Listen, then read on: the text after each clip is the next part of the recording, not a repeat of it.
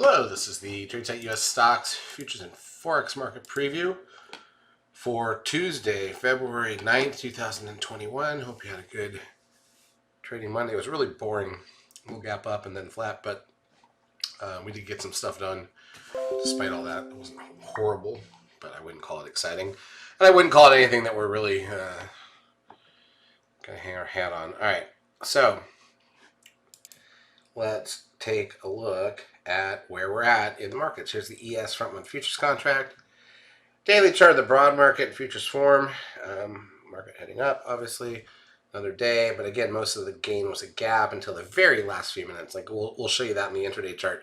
The whole day was dead, and then the last 20 minutes is like the entire move, which is not usable to us, so we can't do much there. All right. Crude oil up 43 cents to 58.40. Gold up $7.30 to 1841.50. Coming back off the lows, kind of a double bottom forming there. The S&P cash gained 28.76. We got that 13 sell signal. We're right up against the risk line of it, but like I said, the big thing here is that there was a gap. That was a lot of the situation. Risk line here has now been broken on the 13 sell signal on the NDX. The SOX up 93.47, not much there. The biotech's up 112, not much there. The Russell 2000 up 56.42. The VIX gains 37 cents to 21.24. Still, like, it's amazing how long this red static trend line has held all the way back to September, late August even.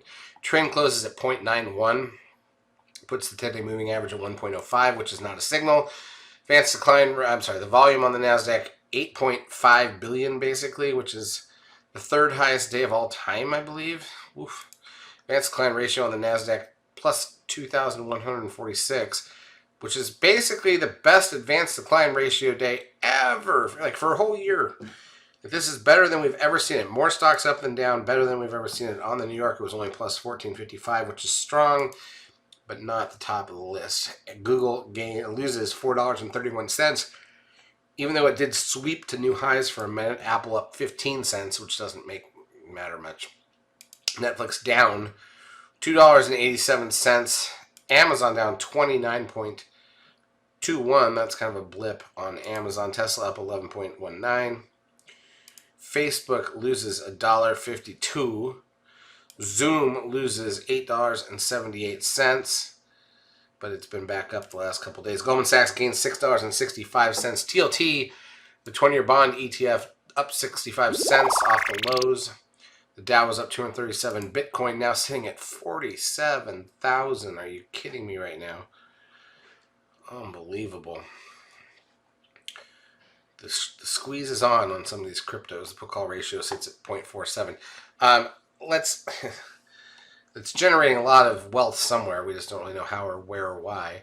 All right, so to be clear, even though advanced decline ratio was so high on the NASDAQ, you had Google, Netflix, Amazon down.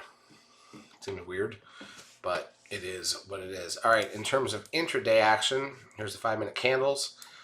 So you can see we gapped up, dead flat. I mean, the whole day dead flat. We literally were closing. We're about to close inside the opening 5-minute candle. And then the extra last two candles right there, we catapulted back up. So most of the gain of the day, because that's 11 points right there, the S&P was up 28. So we gapped up, from 38.80 to whatever. We gapped up 20. We gapped up a lot, and then we surged a little bit in the last few minutes. So the entire thing is the gap in the last few candles, which makes the whole day boring, and there was not much to do. Forex, not very exciting either. New highs on the pound dollar.